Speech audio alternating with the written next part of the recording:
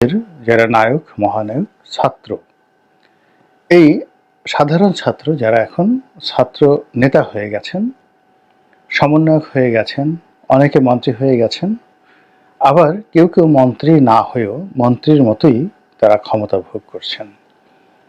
তারা একটি রাজনৈতিক দল গঠন করছেন এবং এই রাজনৈতিক দলের গঠন প্রক্রিয়া কেমন হবে, কারা থাকবে, কি থাকবে, এগুলো নিয়ে বাংলাদেশে মোরাললেস আলোচনা হচ্ছে।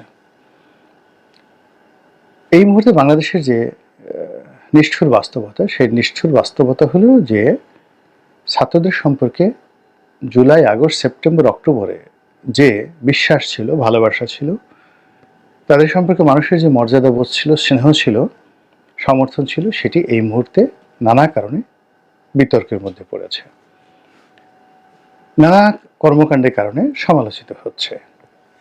এবং গত কয়েক মাসে তাদের যে ক্ষমতা ছিল, বৈভব ছিল, ইনফ্লুয়েন্স ছিল, প্রভাব ছিল, প্রতিপত্তি ছিল, এটিও এখন রীতিমতো তলানিতে পৌঁছে গেছে। আগে তারা বিশ্ববিদ্যালয় ক্যাম্পাসে বলেন, রাজু ভাস্কর্যের সামনে পেছনে বলেন, শাহবাগে বলেন, সব জায়গাতে তাদের মধ্যে যে পারস্পরিক, মানে যারা এই ছাত্র নেতৃবৃন্দ ছিলেন তাদের মধ্যে যে পারস্পরিক সম্পর্ক ছিল, সেই সম্পর্কটি এখন আগের মতো নেই। যারা আমরা সামাজিক মাধ্যমে কথা বলছি, আমরা অনেকে ধৈর্য হারিয়ে ফেলেছি এবং তাদের সম্পর্কে নানা রকম অপবাদ দিচ্ছি। অনেকে তাদেরকে বিষোদ্গার করছি, গালাগাল দিচ্ছি, তাদের অমঙ্গল কামনা করছি, ইত্যাদি অনেক কিছু। আমি আসলে প্রথম থেকেই তাদের সঙ্গে আমার যেমন কোনো পরিচয় ছিল না, এখনো যেমন নেই, আর তাদের সম্পর্কে আমি কোনো নেতিবাচক কথা বলিনি, এমনকি ইতিবাচক কথাও বলিনি। আমি কেবলই মাত্র তাদের ব্যাপারে আগেও যেভাবে কৃতজ্ঞ ছিলাম, এখনও কৃতজ্ঞ আছি এবং আগামী দিনগুলো তাদের সম্পর্কে আমি কৃতজ্ঞ থাকব। কারণটা হলো এই, শেখ হাসিনার যে নির্মম এবং নিষ্ঠুর শাসন, সেই শাসনে আরো অনেকের মতো আমিও ক্ষতিগ্রস্ত ছিলাম। আমি মনে প্রাণে আশা করেছিলাম যে এর একটা অবসান হোক, কিন্তু আমার আসলে শক্তি ছিল না। আমি সাহস দেখিয়েছি আমার লেখনীতে, সাহস দেখিয়েছি আমার বক্তব্যে, চলাফেরাতে, কিন্তু এটা একটা সিঙ্গেল ইউনিট। এই একক জায়গাতে থেকে যতটুকু করা সম্ভব আমি সেটা করেছি এবং আমি জানি যে আমি যদি কিয়ামত পর্যন্ত এইভাবে আমার অবস্থান থেকে সারাক্ষণ শুধু গালাগালি করি, সারাক্ষণ শুধু নেতিবাচক কথা বলি, লেখালেখি করি শেখ হাসিনার বিরুদ্ধে, তার সরকার একটা পশমও টলবে না। কিন্তু তারপর আমি করে গেছি। তো এই করার ফলে কি হলো, আমার ব্যবসা বাণিজ্য, জীবন জীবিকা থেকে শুরু করে আমার ব্যক্তিগত নিরাপত্তা, ধনসম্পদ সব কিছুই হুমকির মুখে পড়তে পড়তে একেবারে যখন নিঃশেষ অবস্থার মধ্যে পড়ে যাচ্ছিলাম, সেটা সেই জুলাই মাসের মধ্যেই চিন্তা করেন যে জুলাই মাসের যখন শুরু হলো, তখন আমি একেবারে দুরবস্থার অতলান্তে পৌঁছে গিয়েছিলাম। আমার মতো জামাতের একই অবস্থা ছিল দল হিসেবে। জামাতের আমিরও ব্যক্তি গোলাম মোল্লা রনির চাইতেও খুব খারাপ অবস্থায় ছিলেন। আমি যেখানে ছিলাম আমার চেয়ে 100 গুণ খারাপ অবস্থাতে ছিলেন। মির্জা ফখরুল ইসলাম আলমগীর, মির্জা আব্বাসের মতো মানুষ, সালাউদ্দিন আহমেদ সাহেবের মতো মানুষ, এখন যারা বিএনপির নেতৃবৃন্দ রয়েছেন তারা সবাই, রুহুল কবির রিজভী সাহেব মানুষ, আমার এই দুরবস্থা আমি যেটা বর্ণনা করলাম তার চেয়ে শত শত গুণ খারাপ অবস্থায় তারা ছিলেন, মামলা মোকদ্দমা, অর্থবৃত্ত, শরীর সাথে সব মিলিয়ে। তো ওমন একটি সময়ে আমাদের অবলম্বন হয়েছিল তসবিহ, কোরআনুল করিম তেলাওয়াত করা, আল্লাহর দরবারে কান্নাকাটি করা, আর যার যার অবস্থানে কোনো মতে হামাগুড়ি দিয়ে বেঁচে থাকা। এটাই হলো বাস্তবতা। আমি সেটা করেছি, এটা স্বীকার করি এবং করব। তো ওই অবস্থাতে যখন জুলাই এবং আগস্ট মাসে আমাদের সন্তানেরা রাজপথে নামলেন, তারপরে রক্ত দিলেন, এরপরে ঝুঁকি নিলেন এবং একটার পর একটা পরিকল্পনা তারা করলেন, হোয়াট এভার মেবি, আনন্দে, খুশিতে, আশায়, গর্বে আমার বুক ভরে গিয়েছিল। যেদিন শহীদ সাইদ পুলিশের গুলিতে নিহত হলেন, আমি ওই সময়টাতে একটি স্ট্যাটাস দিয়েছিলাম। বাংলাদেশের ফেসবুকের ওই সময়টিতে ইতিহাসের সবচেয়ে ভাইরাল ওই স্ট্যাটাসটি, আমার সেই স্ট্যাটাসটি। এখানে কতজন লোক দেখেছিল, লাইক করেছিল, কত শেয়ার হয়েছিল, ডাজ নট ম্যাটার। কিন্তু আমি ওই কথাগুলো লিখতে গিয়ে আমার এই অফিসে বসে আমি অঝরে অঝরে অনেকক্ষণ কেঁদেছিলাম।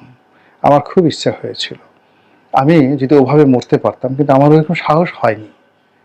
আমি এখানে বসে কেঁদেছি, শহীদ আবু সাইদের জন্য দোয়া করেছি, এবং আমার যে প্ল্যাটফর্মগুলোতে আমি তাকে সমর্থন জানিয়েছি, কিন্তু আমি নিজে শহীদ আবু সাইদের পাশে বা ওই ভাইদের পাশে দাঁড়াতে পারিনি। এমনকি আন্দোলন যখন একেবারে চূড়ান্ত পর্যায়ে 3 তারিখ 4 তারিখ আগস্ট মাসের, কিংবা 5 তারিখ আমি রাজপথে ছিলাম সকাল পর্যন্ত, মানে কোনো আন্দোলনের জন্য না, আমি অফিসে এসেছি আমার কাজকর্মের জন্য। কিন্তু আমি আমার কাপুরুষতার জন্য, ভীরুতার জন্য হোক, যে কোনো কারণে হোক, আমি পুলিশের গুলির ভয়ে হোক, আমি কিন্তু রাজপথে ওইভাবে ছাত্রদের সাথে নামতে পারিনি বা নামিনি। এটাই বাস্তবতা।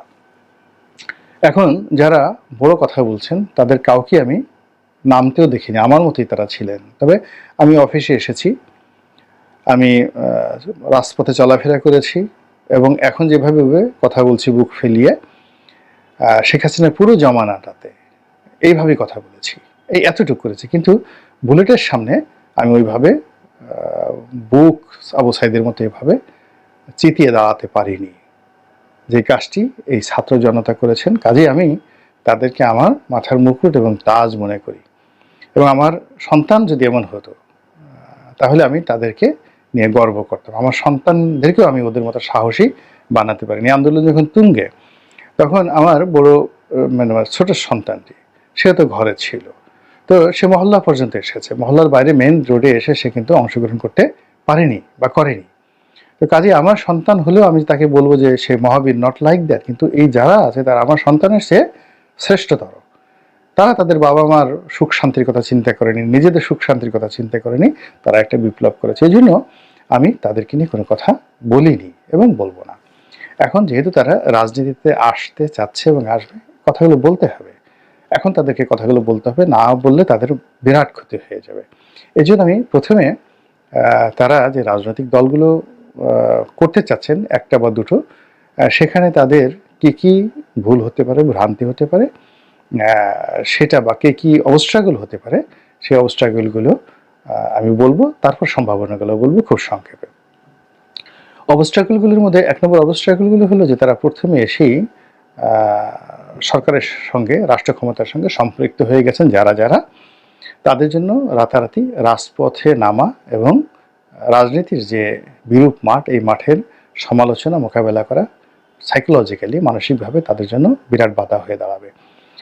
নাহিদ, আসিফ, তারপরে শেষে মাহফুজ, যারা মন্ত্রী পদমর্যাদা আছেন, কিংবা সার্জিসরা যারা বাইরে মন্ত্রী না হয়ে মন্ত্রীর মতো পর্যায়ে আছে, তারা যখনই রাজপথে আসবেন তাদেরকে জুনায়েদ সাকি, নুরু, ববি হাজ্জাজ, তারপরে বিএনপি জামাতের কথা বাদ দিলাম, ওনাদের মতো আসলে কষ্ট করতে হবে, ওনাদের মতো কষ্ট করতে হবে। সেই কষ্টটা গত 7 মাসে তাদের যে প্রিভিলেজ, এখন সরকারি কর্মকর্তারা দেখা যাচ্ছে পুলিশই নুরুকে মেরেছে বা সাকিকে বাড়ি দিয়েছে পুলিশে, কিন্তু এই সমস্ত যারা লোকজন রয়েছে তারা এখনো পুলিশের বাড়ি খাননি।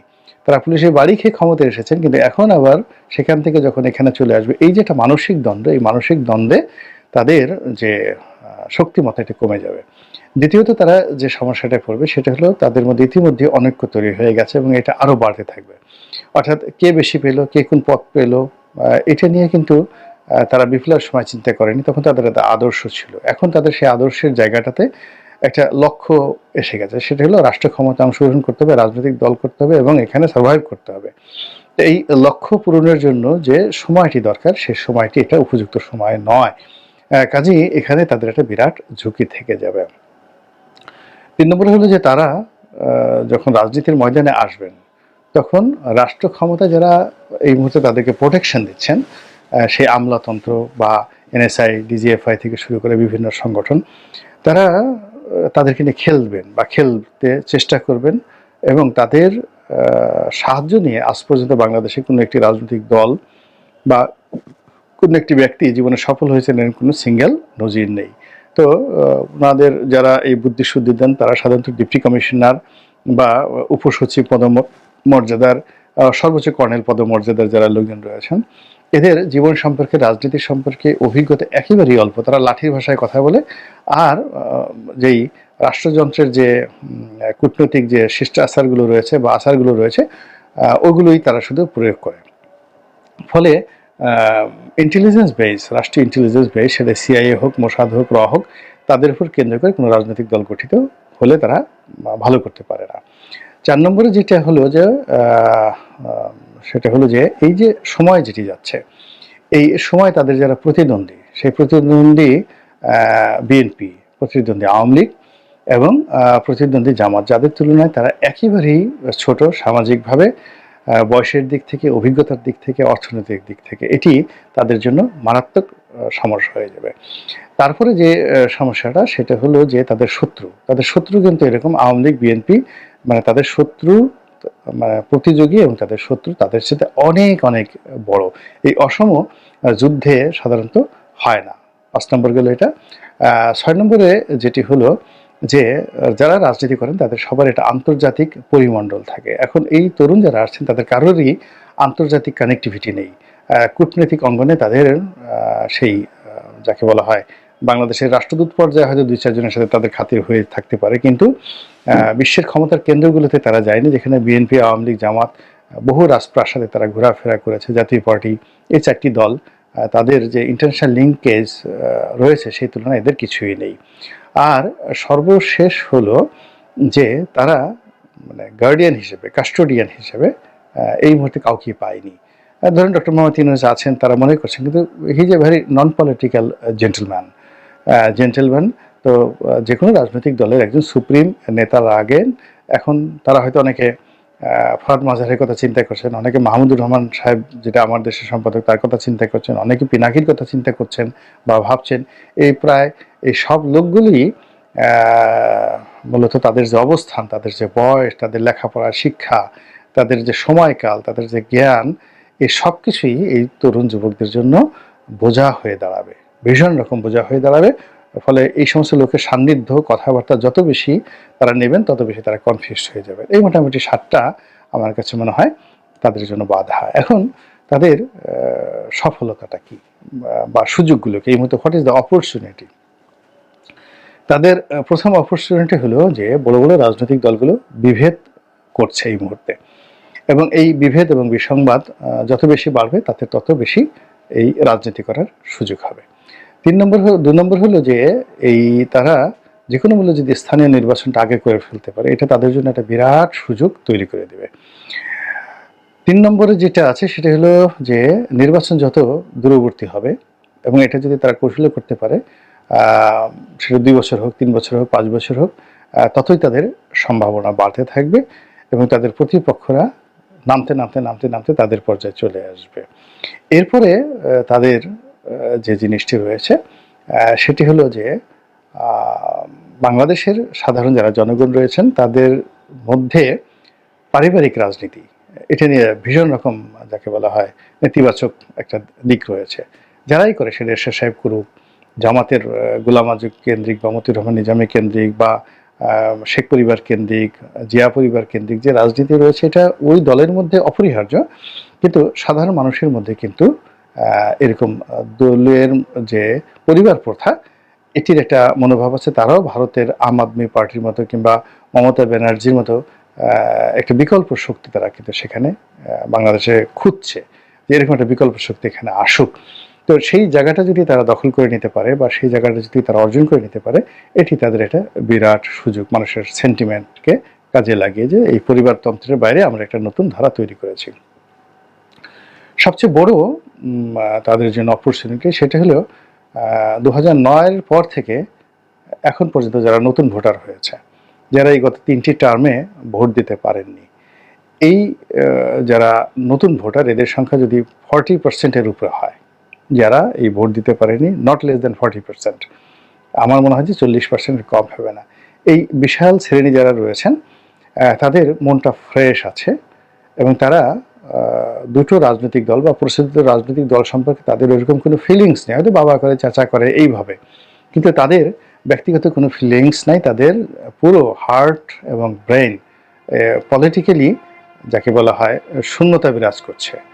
এই শূন্য জায়গায় তারা যে কোনো মূল্যে যদি ঢুকে যেতে পারে, তাদের যে পলিটিক্যাল আদর্শটা, এই তরুণ সম্প্রদায় প্রথম যারা ভোট দেবে আগামী নির্বাচনে, যারা ইতিপূর্বে ভোট দেয়নি, তাদের যে পলিটিক্যাল ভ্যাকুয়াম রয়েছে, চিন্তা চেতনার যে ওপেন স্পেস রয়েছে, এই জায়গাটা যদি এরা পূর্ণ করতে পারে, এটা হবে তাদের সবচাইতে মানে বড় যাকে বলা হয় সুযোগ। এরপরে হলো সর্বশেষ, সেটা হলো 7 নম্বর। তাদের সুযোগ হলো তাদের বয়স। তাদের এই বয়সটি হলো যে কোনো মানুষের কাছে অবনত হওয়ার, বিনয় প্রকাশ করার উপযুক্ত একটা সময়। আমাদের যাদের বয়স হয়ে গেছে, আমরা ইচ্ছে করলেই সব জায়গায় যেতে পারি না, ছুটোছুটি করতে পারি না, সবার সঙ্গে গণসংযোগ করতে পারি না, সবার পা ধরে আমরা সালাম করতে পারি না, এবং আমরা এটা করিও না। রাজনীতি করতে করতে একটা সময় মানুষ খুব বেয়াদব হয়ে যায়, ভীষণ রকম বেয়াদব হয়ে যায়। একবার দুবার মন্ত্রী এমপি হলে বা একটু জ্ঞানী হলে, গুণী হলে, তারা একটা ঘাড় বাঁকা করে থাকে যে আমি সালাম দেবো না, আমাকে সালাম দিতে হবে। এটা সাধারণ পাবলিক কিন্তু পছন্দ করে না। সাধারণ পাবলিক যেটা পছন্দ করে, তাদেরকে ওয়াজ করেন, তদবির করেন, চুমো দেন, তারপর তাদেরকে জড়িয়ে ধরেন, পা ধরে সালাম করেন। এটা এই তরুণদের পক্ষে খুব সহজ। আমি যখন 2001 সনে প্রথম এমপি প্রার্থী হিসেবে মাঠে গেলাম, আমি গণহারে ভিক্ষুক যারা আছে, ভিক্ষুকদেরও পা ধরে সালাম করা শুরু করে দিলাম। এবং এটা আমার নির্বাচনী এলাকাতে এমন চমৎকার একটা আবেগ তৈরি করলো যে মাই গড, এই লোক ভদ্রলোক মানুষ, এর বাবাও ভদ্রলোক, বংশও ভালো। মানে তারা হয়তো আমার বাবাকে চিনেনও না, কিন্তু এই যে আমার বিনয়ের কারণে কি হলো, তারা আমার সম্পর্কে একটা ভালো ধারণা পোষণ করা শুরু করলো, এবং ওটা আমার নির্বাচন এলাকাতে এখন পর্যন্ত আমি ধরে রেখেছি।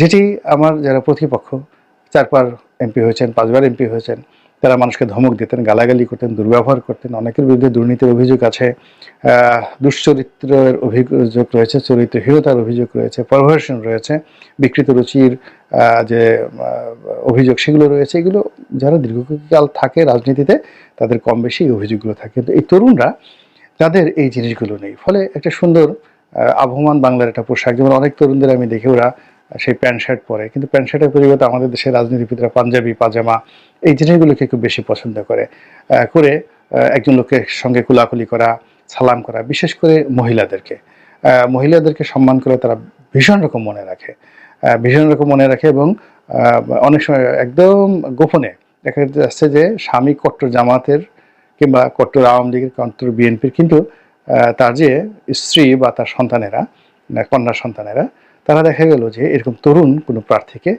ভোট দিয়ে দেয়। এটা হলো ভোটের মাঠে। তো এই যে মানে বিনয়ের মাধ্যমে, ভদ্রতার মাধ্যমে এবং জনসংযোগের মাধ্যমে মানুষের মন জয় করার যে সুযোগ তাদের রয়েছে, এটি তার প্রতিদ্বন্দ্বীদের নেই। তো এইরকমভাবে যদি তারা কাজ করেন, হয়তো তারা সফল হলেও হতে পারেন। আল্লাহ যাই করেন আমাদের কল্যাণের জন্য করেন, এই দোয়া করছি।